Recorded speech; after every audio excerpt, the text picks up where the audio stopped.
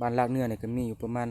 20 ไปหลังคาครอบครัวนะทุกคนนะแต่ตามที่ตั้งก็ตั้งอยู่ตามตีนภูนะทุกคนแล้วก็ติดกับสายเซบางเฮียงนะทุกคนนะห่างจากน้ำเซก็ประมาณอยู่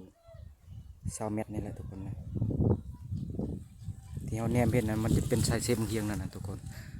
เบื้องนั้นจะเป็นบ้านหลั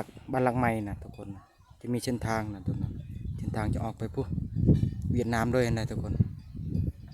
บ้านหลักในห่างจากเวียดนามก็ประมาณอยู่3 หลักนี่แหละทุกคนเป็นบ้านโตที่2นะบ้านหลักเนื้อนี่ที่ห่างจากหลักไม้นะทุกคนธรรมชาตินี่ก็โคตรงามเลยทุกคนจากในชีวะหรือความงามของธรรมชาติเขตนี้เพราะนั้นมันจะมีเป็นสายภูทุกคน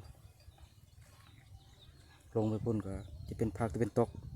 จะลงไปพะบังหรือเซโปนนะทุกคน